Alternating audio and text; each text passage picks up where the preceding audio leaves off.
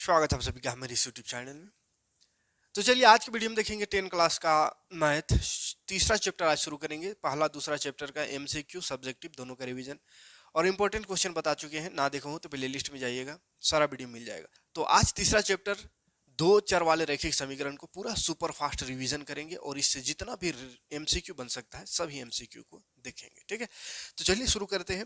जैसा कि चैप्टर का नाम है दो चर वाले रैखिक समीकरण, तो सबसे पहले दो चर वाले रैखिक समीकरण का व्यापक रूप क्या होता है, यानी उसका फॉर्म कैसा वो दिखता है, वो क्वेश्चन सबसे पहला पूछ सकता है। तो उसका रूप जो होता है वो a x plus b y plus c is equal to 0 के रूप का होता है। ठीक है, दो चर वाले रैखिक समीकरण यानी इसमें दो चर रहेगा एक्स और वाई, दो को चर होगा।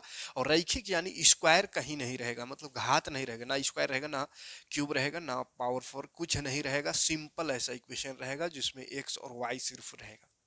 ठीक है, पावर एक्स वाई में नहीं रहेगा, इसलिए यह रैखिक समीकरण है। क्योंकि दो चर है इसलिए दो चर वाले रैखिक समीकरण है। और ए बी सी में कोई कांस्टेंट वैल्यू रहेगा, अचर पद रहेगा, जैसे 3 4 5 6 0 कुछ भी हो सकता है। ठीक है, तो इस चैप्टर से सबसे पहला क्वेश्चन यही बनता है कि दो चर वाले रैखिक समीकरण का व्यापक रूप क्या है। तो क्वेश्चन साइड में दिखते चलेगा, आप जिसका भी आंसर मालूम होगा कमेंट करते चलिएगा। ठीक है, तो सबसे पहले दो चर वाले रैखिक समीकरण का व्यापक रूप क्या है, तो x plus b x b y plus c है। और अगर यही क्वेश्चन कह दे कि अगर एक चर का व्यापक रूप क्या होगा एक चर वाले रैखिक समीकरण का, तो एक चर में एक ही चर यानी ए एक्स रहेगा, उसके बाद एक कांस्टेंट रह सकता है इज इक्वल टू 0। तो ए एक्स प्लस सी ना लिख करके यहाँ बी लिख सकते हैं। ठीक है, बराबर 0, तो ये ऑप्शन सही हो जाएगा। ठीक है, तीसरा क्वेश्चन है यदि रैखिक समीकरण का एक युग्म संगत है तो निरूपित रेखाएं क्या होगी। तो ये तो सिंपल चैप्टर का नाम था दो चर वाले रैखिक समीकरण, तो उससे रिलेटेड मतलब उसका रूप कैसा होता है, दो चर वाला ऐसा होता है एक चर वाला ऐसा ये होगा। अब यहाँ पे हमको मेन पढ़ना है दो चर वाले रैखिक समीकरण का जितना भी इसमें गुणधर्म होता है। तो सबसे पहले देखो दो चर वाला रैखिक समीकरण ये है। तो इसमें बोला है एक क्वेश्चन में कि अगर संगत है तो उसका रेखा कैसा बनेगा, फिर बोलेगा असंगत है तो उसका रेखा कैसे बनेगा। फिर अगर दो समीकरण दो रैखिक समीकरण युग्म प्रतिच्छेद कर रहा है या संपाती है, ये सब कैसे जानते हैं, संपाती प्रतिच्छेद संगत असंगत ये सबको समझते हैं। ठीक है, तो यहाँ पे दो इक्वेशन दिया हो रहेगा, जैसे ये एक हो गया तो इसको हम कहेंगे A1 B1 C1, और एक रहेगा A2 B2 C2 हो गया एक का। ठीक है, तो दो रैखिक समीकरण का हल अगर निकालेंगे तो इसमें बहुत सारा चीज आता है, तो उसको हम एक एक करके समझते हैं। एक टेबल यहाँ पे अभी बनाएंगे, इसी टेबल में ये चैप्टर लगभग खत्म हो जाता है।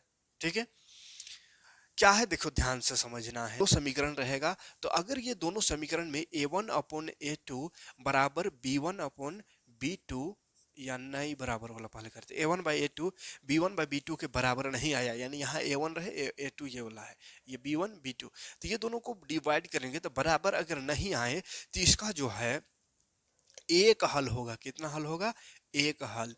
इसका हल पूछेगा तो कितना हल होगा, एक हल, इसका सॉल्यूशन। और इसका ग्राफ कैसा बनेगा, इसका ग्राफ कैसा बनेगा, तो एक हल हो रहा है यानी प्रतिच्छेदी रेखा बनेगा, प्रतिच्छेदी रेखा, याद रखना प्रतिच्छेदी रेखा। ठीक है, इसका ग्राफ कैसा बनेगा, प्रतिच्छेदी रेखा। उसके बाद यही वाला अगर ऐसा रहे A1 अपॉन A2 बराबर आएगा B1 अपॉन B2 और C1 अपॉन C2, मान A1 A2 B1 B2 C1 C2 सबका अनुपात बराबर है, तो इसका अनंत हल होता है। ठीक है, या अनेक हल कहते हैं, अनेक हल यानी बहुत ज्यादा हल होगा, कोई लिमिट नहीं है।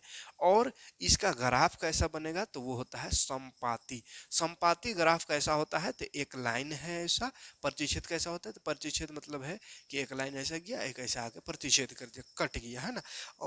और संपाती कैसा होता है, तो एक लाइन गया और इसी लाइन में एक और लाइन आ गया, तो इसी को बोलते हैं संपाती, उसी के ऊपर ओवरलैप कर गया ऐसा, तो उसको संपाती कहते हैं। और हल क्या होता है ग्राफ में, तो ग्राफ ऐसा बनता है और इस ग्राफ में जितना कोई ग्राफ ऐसा बना तो एक बार अगर कटा तो एक हल होता है, दो बार कटता है तो दो हल, तीन बार ग्राफ एक दूसरे से कटता है तो तीन हल। लेकिन यहाँ पे देखो एक दूसरे के ऊपर अगर लाइन ऐसा आ जाए तो इसका मतलब तो ये सब जगह कट रहा है, हर एक जगह कट रहा है, इसीलिए इसका अनेक हल होगा, अनंत हल होगा। और प्रतिच्छेद मतलब कि एक बार प्रतिच्छेद ऐसा हुआ तो एक ही बार इसमें प्रतिच्छेद हो रहा है, इसीलिए इसका एक हल होगा, ठीक है। और अगर ऐसा आ जाए कि a1/a2 बराबर तो आ गया b1/b2 का, लेकिन बराबर नहीं आया c1/c2 का, तीसरा बराबर नहीं आया, तो इसमें कोई हल नहीं होगा, इसका कोई हल नहीं, याद रखना है, कोई हल नहीं इसका, ठीक है। और इसका ग्राफ कैसा बनेगा, तो कोई हल नहीं मतलब आपस में कभी टच नहीं करेगा, कभी प्रतिच्छेद नहीं करेगा, इसका मतलब क्या, समानांतर लाइन, समांतर रेखा बनेगा, क्योंकि समांतर रेखा कभी भी नहीं कटता है एक दूसरे से, ठीक है। समांतर रेखा यानी एक लाइन ऐसा तो एक और लाइन ऐसे ही रहेगा, कहीं ले जाओ इसको आपस में नहीं कटेगा, तो ये समांतर रेखा बनता है। अब इससे एक चीज और बनता है कि जिसका हल रहेगा उसको कैसा समीकरण, संगत कहते हैं, ठीक है। तो एक हल है, इसका अनेक हल है, तो ये दोनों का हल है तो इसको बोलते हैं संगत, और जिसका हल नहीं है उसको असंगत, जिसका हल है उसको संगत और जिसका हल नहीं है उसको असंगत। तो ये जो बताएं यहाँ पे इतना सा चीज, इसमें से बहुत सारा क्वेश्चन बन जाएगा, इसी में से बहुत सारा क्वेश्चन बनेगा, ठीक है। इसी को घुमा फिरा कर क्वेश्चन कहेगा, ठीक है। बोलेगा कोई दो रैखिक समीकरण युग्म है, उसका एक हल है तो उसका ग्राफ कैसा बनेगा, तो प्रतिच्छेदी रेखा। या इसी को उल्टा उधर से कहेगा कि दो समीकरण युग्म, रैखिक समीकरण युग्म है, दो चर वाले रैखिक समीकरण युग्म है जो जिसका ग्राफ प्रतिच्छेदी रेखा बन रहा है, तो उसका कितना हल होगा, तो एक हल होगा। इसी तरह अनेक हल है तो क्या होगा, संपाती होगा, संपाती है तो क्या होगा, अनेक हल होगा। या यहाँ से पूछ देगा अनेक हल है उसका क्या क्या फॉर्मूला है, मतलब ये हो गया। एक हल है तो कौन सही है, तो ये तीन में चार ऑप्शन रहेगा, ये सही होगा, ठीक है। और कोई हल नहीं है तो क्या होगा, समांतर रेखा होगा। फिर संगत असंगत से कहेगा संगत कौन है, तो या तो एक हल हो या अनेक हल हो, तो दोनों संगत है। संगत का ग्राफ कैसा, तो या तो प्रतिच्छेद करेगा या संपाती होगा। और असंगत कौन, तो असंगत जो समानांतर रेखा है जिसका कोई हल नहीं है, ठीक है। आपको बोर्ड में उधर क्वेश्चन दिखा रहे हैं, फटाफट इसका आंसर बताते चलना है, किसका आंसर क्या होगा, ठीक है। फटाफट मेरा बोलने से पहले आप आंसर टाइप कर दीजिए। दो, तीसरा नंबर क्वेश्चन से, यदि रैखिक समीकरणों का एक युग्म संगत है तो निरूपित रेखाएं क्या होगी। संगत है तो रेखा कैसी होगी, रेखा मतलब है ग्राफ, तो संगत है, संगत यहाँ देखो संगत है तो या तो ग्राफ रेखा जो है प्रतिच्छेदी होगा या संपाती, तो जहां पे देखना है प्रतिच्छेदी या संपाती उसी को लगा देना है, ऑप्शन नंबर 2 में है। यदि रैखिक समीकरणों का एक युग्म असंगत है, बोला चौथा में असंगत है, तो ये असंगत है, असंगत है तब इसके आलेख कैसा होगा, यानी वही ग्राफ कैसा होगा, तो असंगत है तो समानांतर होगा, ठीक है। पहला ऑप्शन सही हो जाएगा। पांचवा नंबर है, दो रैखिक समीकरणों के आलेख समानांतर रेखा है तो रैखिक समीकरण युग्म का समांतर है, तो इसका का बोल के ऑप्शन दिया है कि कोई हल नहीं होगा, या एक अद्वितीय होगा या अनेक हल होगा। तो रैखिक समीकरण युग्म का समांतर है, तो समांतर है तो क्या है, समांतर में क्या बोले, कोई हल नहीं, तो पहला ऑप्शन कोई हल नहीं। बोला दो रैखिक समीकरण को आलेख प्रतिच्छेदी रेखा है, प्रतिच्छेदी रेखा तो क्या कितना हल होगा, तो एक हल होगा, एक हल को ही अद्वितीय हल कहते हैं, ठीक है। यहाँ पे अद्वितीय हल, अद्वितीय हल, अद्वितीय हल या एक हल, ठीक है, यूनिक सॉल्यूशन, एक हल होगा। 7 नंबर क्वेश्चन, दो रैखिक समीकरणों के आलेख संपाती रेखा है तो रैखिक समीकरण का कितना हल होगा, संपाती है तो संपाती में देख अनेक हल होगा, ठीक है, अनेक हल होगा। 8 नंबर, जब दो चर वाले रैखिक समीकरणों का आलेख समांतर रेखा हो, समांतर रेखा ये वाला, तो बोला है उसके हल कितने होंगे, तो कोई हल नहीं होंगे, ठीक है। फिर समीकरण 9 नंबर में समीकरण 2 को दिया हुआ है, बोला है इसके द्वारा निरूपित सरल रेखा कैसा है, इसका रेखा निरूपित कर होगा वो बताना है, ठीक है। तो इसमें रख के देखना होगा, तो इसके लिए बनाना पड़ेगा थोड़ा सा, हम बनाते हैं यहाँ पे। 2x-3y इज इक्वल टू 0 है, फिर 3x plus 4y plus 20 is equal to 0। अब देखो यहाँ पे ए कितना है, a1 2 है, ये b1 होता है b1, तो माइनस में 3 है, -3, c देखो c में कुछ नहीं है, ax plus by plus c होता है, c में कुछ नहीं है मतलब 0, c1 0 है। अब यहाँ से लाओ, यहाँ a2 है 3, b2 कितना है, b2 4 और c है c2 20 है। अब a1/a2 करेंगे, a1/a2, a1/a2, b1/b2 and c1/c2, तीनों को निकाल के देखेंगे तो देखो a1 है 2, a2 कितना है उधर 3, b1 कितना -3, b2 4, तो देखो दो को देखो बराबर है क्या, ये दोनों नहीं है, नोट इक्वल आया। तो दो को अगर बराबर नहीं आया तो तीसरा देखने की जरूरत नहीं है, दो को जहां बराबर नहीं आया तो लिख देना है प्रतिच्छेदी रेखा, या ऑप्शन में एक हल लिखा हुआ है तो एक हल लिख दो, ठीक है। तो देखो क्या लिखा है, प्रतिच्छेदी करती रेखा, तो प्रतिच्छेदी रेखा लिख देना है। 10 नंबर में है, यदि रैखिक समीकरण युग्म असंगत है तो उनके द्वारा रेखा कैसा होगा, असंगत है, तो असंगत है तो समांतर रेखा होगा। फिर 11 नंबर में है, ए बराबर एक्स बराबर ए और एक्स बराबर बी है तो इसका ग्राफ निरूपण क्या होगा। एक्स बराबर ए और एक्स बराबर बी बोला है ना। एक्स बराबर ए बोल दिया और एक और एक्स बराबर बी है।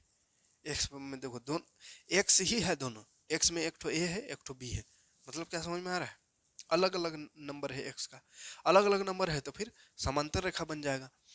इसे समझो, कहाँ पे ग्राफ बनाए, चलो यहाँ पे समझो, यहाँ पे बना देते छोटा सा। ये एक्स है, इधर 1 2 3, इधर -1 -2, इधर एक्स में बोला है ए माने कोई नंबर रहेगा, तो मान के चलो एक्स एक जगह 1 है तो 1 अगर रहे तो इसका लाइन ऐसे ना बनेगा।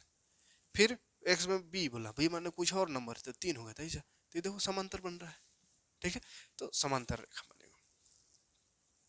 12 नंबर क्वेश्चन में है, दो का समीकरण फिर से दिया होगा, कैसा होगा उसको, तो भाई a1/a2 b1/b2 c1/c2 करके देखना है। अगर बराबर आवे तो संपाती, बराबर ना आवे तो प्रतिच्छेद, एगो बराबर एगो नहीं बराबर तो कोई हल नहीं, ठीक है, और समांतर होगा उसका। 12 नंबर क्वेश्चन हम डायरेक्ट कर दे रहे हैं, a1/a2 b1/b2 एंड c1/c2 करना है, ठीक है। तो पहला समीकरण वाला जो है सब a1 b1 c1 रहेगा, तो पहला समीकरण x में x वाला a होता है तो 6 है, दूसरा समीकरण में x में 3 है, फिर y वाला b होता है तो y में -2 है और उधर -1 है, ठीक है। फिर c वाला में 9 है और उधर 12 है। अब देखो काट के माइनस माइनस काटा, 3 दूनी 6, तो ये 2 बराबर 2 आया, लेकिन ये तो 3 3 9 3 चौके 12, 3/4 आ गया, बराबर नहीं आया। मतलब a1/a2 b1/b2 बराबर है 2, लेकिन तीसरा बराबर नहीं है। ऐसा सिचुएशन में ये क्या होगा, कोई हल नहीं, यानी समानांतर रेखा होगा, ठीक है। 13 नंबर में भी दो समीकरण दिया हुआ है, a1 x b1y plus c1 बराबर 0, a2x plus b2y plus c2 बराबर 0 है, तो बोला है कि ये सब ऑप्शन में है, ठीक है, ऑप्शन में है। अद्वितीय हल होगा बोला है, अद्वितीय हल, अद्वितीय माने ये वाला, तो अद्वितीय हल कब होता है, जब a1/a2 not equal to b1/b2 हो, तो ये ऑप्शन लगा देना है, ऑप्शन नंबर 3 में है। 14 नंबर क्वेश्चन में भी फिर से इसी तरह का है, बोला है कोई हल नहीं होगा, कोई हल नहीं, ये वाला तो कोई हल नहीं होगा, तो इसको टिक लगा देना है, ठीक है। 15 नंबर में भी फिर से वही चीज है, बोला है a1/a2 b1/b2 बराबर है, तीसरा बराबर नहीं, ये वाला दिया हुआ है, तो बोला क्या होगा, तो क्या होगा, तो कोई हल नहीं होगा, ठीक है, मतलब यही वाला घुमा फिरा क्वेश्चन रहेगा। समीकरण युग में फिर से है, 16 नंबर में भी बोला है सब बराबर है, a1/a2 b1/b2 c1/c2 सब बराबर है, तो क्या होगा, तो अनेक हल होगा या संपाती होगा, ठीक है। हाँ, 18 नंबर में समीकरण वही दो को दिया हुआ है, बोला है कोई हल नहीं होगा, या अद्वितीय हल होगा या अनेक हल होगा या दो हल, क्या होगा, तो वही करके देखना है, a1/a2 b1/b2 c1/c2 देख लेना, ऐसा आए तो लिख देना एक हल, ऐसा आए तो अनेक हल, ऐसा आए तो कोई हल नहीं, ठीक है। तो उम्मीद करेंगे ये हल वाला जो क्वेश्चन है, कितना हल है, क्या कैसा समीकरण है, वो बन जाएगा। तो ऐसा क्वेश्चन है 21 नंबर तक, 22 नहीं है, 23 भी वैसे ही है। अच्छा 22 में एक क्वेश्चन थोड़ा सा अलग क्वेश्चन दिया हुआ है, 22 वाला देख लो, यहाँ पे बोला है ax प्लस by प्लस सी बराबर 0 का कितना हल है, एक ही समीकरण दिया हुआ है, एक ही समीकरण है, इसका कितना हल है बोला है, एक ही समीकरण है बाबू। तो देखो यहाँ पे x का वैल्यू कुछ रखे तो y आएगा, फिर कुछ रखे फिर y को कुछ आएगा, मतलब ऐसा अनंत आ जाएगा, ठीक है। तो एक ही रहे तो अनंत लिख देना है, कहे तो अनंत माने अंदाजी जितना मर्जी उतना हल इसका निकाल सकते हैं। फिर 23 नंबर में दो समीकरण देके ऐसा बनाना वाला है, देखना है क्या आ रहा है, ठीक है। 24 में वह रैखिक समीकरण युग्म जिसका कोई हल नहीं वह क्या कहलाता है, तो कोई हल नहीं वो असंगत कहलाता है, तो असंगत लगा देना है। फिर 25 जिसका हल होता है वह क्या कहलाता है, तो वो संगत कहलाता है, तो संगत लगा देना है, हैं। 26 नंबर क्वेश्चन में के दिया हुआ है, के का वैल्यू फाइंड करना है, के का वैल्यू फाइंड करना है, और कहीं कहीं अब सी का वैल्यू फाइंड करना है। चलो अब डायरेक्ट इससे जो क्वेश्चन बन रहा था वो खत्म, अब थोड़ा सा घुमा फिरा का क्वेश्चन पूछेगा तो उस पे आते हैं, ठीक है, इसको हटाते हैं। 26 नंबर क्वेश्चन, 26 नंबर से थोड़ा सा डिफरेंट, मैंने काम वही करना है, बस थोड़ा केक दे दिया है तो बहुत कोई कंफ्यूज होगा, इसको बता दे रहे हैं। 3x प्लस 2ky बराबर 2 है, और अगला समीकरण है 2x plus 5y plus 1 is equal to 0, बोला समांतर है, कैसा है, समांतर है, समांतर है तो k का वैल्यू फाइंड करो, find the value of k। तो देखो क्या करना होगा, दो को समीकरण है, समांतर है, तो समांतर का फॉर्मूला याद रखना होगा। समांतर कब था, याद करो, समांतर मतलब आपस में कभी नहीं कटे, कभी ना कटे, कब था ऐसा, तो जब a1/a2 बराबर आ रहा था b1/b2 का, लेकिन बराबर नहीं आ रहा था c1/c2 का, तभी ना समांतर था, लास्ट में जो लिखे थे। तो इसमें बैठा दो इसको, काम हो गया। a1 देखो कितना है 3, a2 वहां रहेगा, a2 2 बराबर b1 में देखो 2 y को छोड़ के, तो y को छोड़ के 2k है, 2k b2 b2 y वाला 5। इधर नॉट इक्वल टू वाला को लिखने की जरूरत नहीं है, हमको k का वैल्यू फाइंड करना है, तो k का वैल्यू यहीं से फाइंड हो रहा है, इधर नॉट इक्वल टू वाला को काम नहीं है यहाँ पे, ठीक है। तो अब देखो k का वैल्यू फाइंड करना है, तो ये इधर कर दो, तो 3/2 5 डिवाइड में इधर का मल्टीप्लाई, और 2 मल्टीप्लाई में तो इधर नीचे आ जाएगा, आ गया k, तो आ गया k का वैल्यू 5 या 15/2 दूनी 4, तो k का वैल्यू हो गया 15/4, ऑप्शन नंबर 3 में है, देख लीजिए, क्लियर। 27 नंबर में c का वैल्यू बोला है, सी एक्स माइनस वाई बराबर 2 है, फिर 6x माइनस 2y बराबर 6 है, अनंत हल बोला है, अनंत हल, हल कितना है वो खाली देखना होगा, यानी कौन फॉर्मूला लगाना है, तो अनंत हल है, c का वैल्यू फाइंड करना है, c को नहीं, यहाँ पे अनंत हल है, तो अनंत हल का फॉर्मूला क्या बताए थे, अनंत हल का बताए हैं कि a1/a2 बराबर रहेगा b1/b2 का, और बराबर रहेगा c1 में, यानी तीनों का तीनों बराबर रहेगा, तो लिख दो, क्योंकि अनंत हल है, ठीक है। a1 देखो c है, तो c, a2 क्या है 6 है, 6 लगा दो, बराबर b1 में देखो y में क्या है, y में कुछ नहीं दिख रहा, लेकिन माइनस दिख रहा है, तो -1, b2 y वाला वहाँ -2, यहीं से काम करना है, तीनों को बराबर करने की जरूरत नहीं, बस हमको c निकालना है, तो इसको लिखने की जरूरत नहीं है, बस 6 को हटाओ, यहाँ से निकल गया c, देखो माइनस से माइनस कटा 1/2 है, और ये 6 भाग में है, तो उधर आ गया गुना, तो 2 3 6, तो c बराबर हो गया 3, ठीक है। 28 नंबर भी ऐसे ही क्वेश्चन, p का वैल्यू फाइंड करना है, जिसमें x प्लस वाई माइनस 4 बराबर 0 है, एक समीकरण, और दूसरा समीकरण है 2x plus P Y minus 3 is equal to 0, अद्वितीय हल है बोला है, अद्वितीय हल, अद्वितीय हल मतलब क्या होता है, यूनिक सॉल्यूशन है, और अद्वितीय हल लाने के लिए क्या फॉर्मूला बताएं, तो पहला नंबर याद रखिए, अद्वितीय हल माने एक हल, एक हल कब आता था, जब बराबर ना आवे, a1/a2 not equal to b1/b2 आवे, तब होता था अद्वितीय हल। तो बोला है p का वैल्यू क्या होगा, p का मान क्या होगा, है ना, p का मान, तो चलो इसमें रखो, आ जाएगा, x में कुछ नहीं 1, a2 माने वहां वाला 2, नॉट इक्वल टू b1 में y में कुछ नहीं 1, b2 यहाँ y में p, तो p, अब p इधर आके p का p नॉट इक्वल टू बीच में है, 2 का 2, तो p not equal to 2 answer हो गया, ठीक है। तो p नॉट इक्वल टू 2 दूसरा ऑप्शन सही है, कोई दिक्कत नहीं। तो इस तरह से रहे, कोई भी क्वेश्चन उम्मीद करेंगे बनेगा। 29 नंबर में बोला है 2x plus Y minus 6 is equal to 0, 2x minus K Y minus 2 is equal to, अद्वितीय हल दिया हुआ,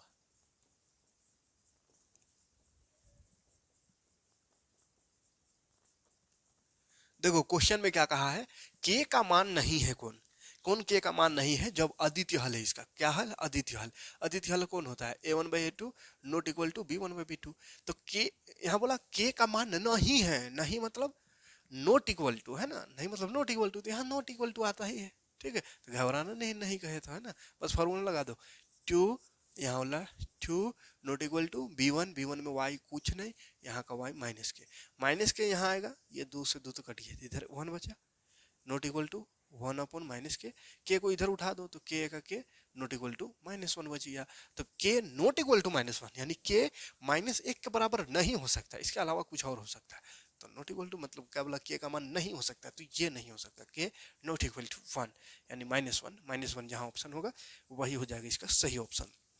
13 में समीकरण 30 नंबर में भी समीकरण में है अनगिनत हल है बोला है, अनंत हल है, तो अनंत हल है, तो a1/a2 बराबर b1/b2 बराबर c1/c2, ये फॉर्मूला है, इसमें पुट करके देखो, फिर समीकरण ऐसा क्वेश्चन बना ही चुके हैं, है ना, कैसे बनाना है, इधर से उधर करना है, के का मान निकल जाएगा।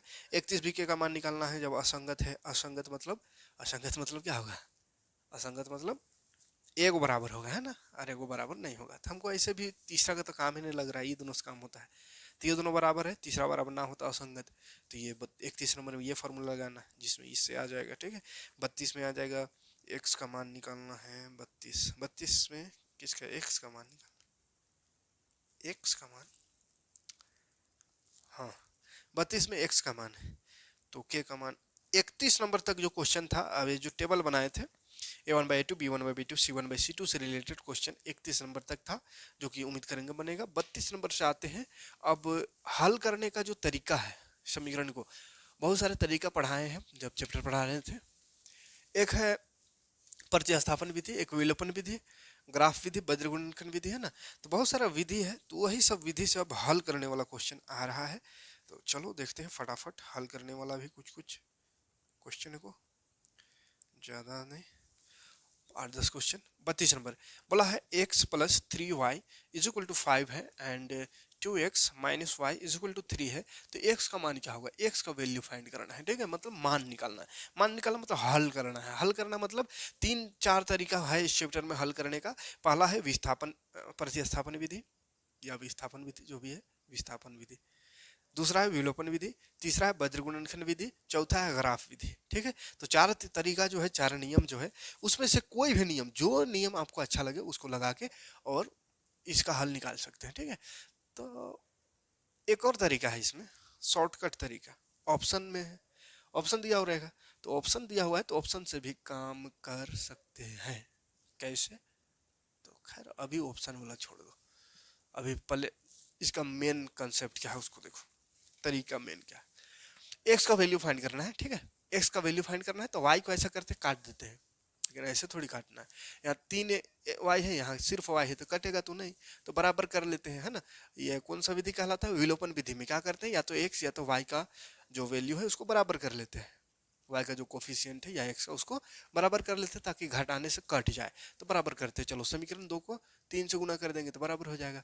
तो 3 से इसको गुना करेंगे तो पूरा गुना करना होगा 3 से, ऊपर वाला समीकरण को रहने दो, x प्लस 3y बराबर 5, दूसरा को 3 से गुना कर, 3 दूनी 6x, 3 एका 3y बराबर 3 3 9। उसके बाद साइन बदल देना है, और अगर कट रहा है डायरेक्ट तो काट दो, साइन में बदलो। यहाँ पे देखो प्लस माइनस माइनस हो रहा है तो साइन में बदलेंगे, छोड़ दो, वाई काटना था, वाई कट ही रहा है। 6 और 1 हो गया 7x बराबर 5 और 6 14, या 7 दूनी 14। तो x का वैल्यू पूछा था, ये तो विलोपन विधि है ये, है ना। लेकिन हमको खाली x का बोला है तो x, अब यही वाला को रख देते हैं किसी भी समीकरण में, पहला या दूसरा में, तो y निकल आता है, ठीक है। तो खाली x बोला है तो कहे हम y निकालें। 33 नंबर क्वेश्चन में है, बोला है कि x 2 है और y 3 है, ये हल दिया हुआ है।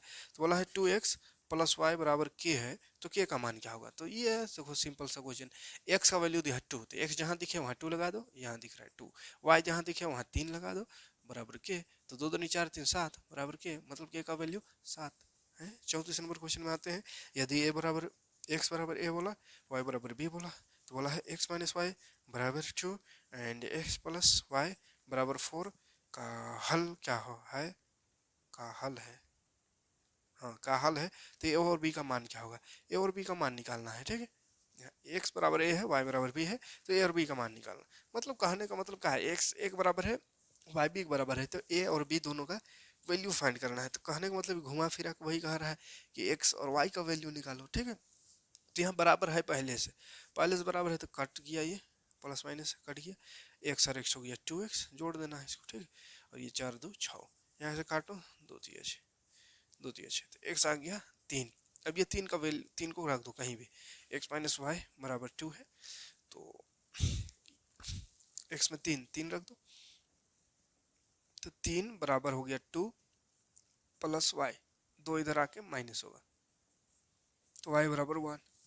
तो x एक बराबर है, तो x एक बराबर है तो a 3 हो गया, y किसके बराबर, b के, तो y का वैल्यू को b का वैल्यू लिखेंगे 1। नेक्स्ट क्वेश्चन में आने से पहले आपसे रिक्वेस्ट है कि जो भी अभी तक लाइक नहीं किए हैं वीडियो को, तो लाइक जरूर कर दे और वीडियो को ज़्यादा से ज़्यादा लोगों तक शेयर करें, ताकि सभी लोग अपना एग्जाम की तैयारी बेहतरीन तरीके से कर पाए। और कमेंट में आंसर बताते चलिएगा जो भी क्वेश्चन यहाँ पे दे रहे हैं, ठीक है, जिसका भी आंसर आता है। 35 नंबर हो गया, 36 नंबर हो गया, अच्छा 34 हुआ था अभी, 35 नंबर में भी वही क्वेश्चन है ना। 35 में भी बोला है x बराबर a है, y बराबर b है, तो x प्लस y बराबर 14 एंड x माइनस वाई बराबर 4। तो a और b का मान निकालो, ठीक है। तो ऐसा क्वेश्चन उम्मीद करेंगे बन जाएगा, ऐसा क्वेश्चन उम्मीद करेंगे बन जाएगा। एकदम सिंपल क्वेश्चन है, इसको हटाते हैं, इसी को 36 को नंबर को बना देते हैं। 36 थोड़ा सा इसमें 2 लगा दिया है, इसमें 3 लगा दिया है, इधर 4 है। चलो 36 नंबर बना दे रहे हैं।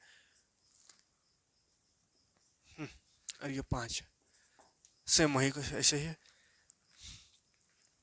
x plus Y 5, 2x minus 3 4। देखो बराबर होनी चाहिए कोई भी, या तो y वाला या x वाला, कोई बराबर नहीं है। यहाँ 2 है, यहाँ कुछ नहीं है, तो 2 से गुना कर सकते हैं पहला समीकरण को। तो पहला समीकरण 2 से गुना कर दो, 2 और 2x हो गया, प्लस 2 और y गुना कर 2y बराबर इधर 2 पचे 10, ठीक है। और इधर दूसरा, ठीक है, दूसरा को उतार दो, उसके बाद घटा दो। डायरेक्ट नहीं कट रहा है, कोई नहीं कट रहा है ना, तो घटा देना माइनस। तो यहाँ प्लस है तो माइनस लग जाएगी, यहाँ पहले से माइनस है तो प्लस हो जाएगा, ये प्लस है तो माइनस हो जाएगा, ये कट गया। प्लस प्लस देखो, प्लस प्लस प्लस 3 और 2 5 y बराबर 10 और 4 घटाओ, 10 में 4 घटाओ, 10 में 4 घटाओ 6, तो y बराबर हो गया 6/5। तो y b है, तो ये b का आ गया 6/5। अब इसी को रख दो कहीं भी, समीकरण 1 में रख देते हैं। तो x प्लस वाई बराबर 5 है और y आया है 6/5, तो 6/5 बराबर 5। इधर x प्लस, ये प्लस में उधर जाएगा माइनस होगा, 5 माइनस 6 5 यहाँ 1, 5 5 25 माइनस 6/5, 25 में 6 घटाओ 19 होगा, हमको लगता है 19/25, हाँ बटा 5। x बराबर, x मतलब का a बोला है, x 1 बराबर है, तो a हो गया इतना 19/5, b हो गया 6/5, ठीक है।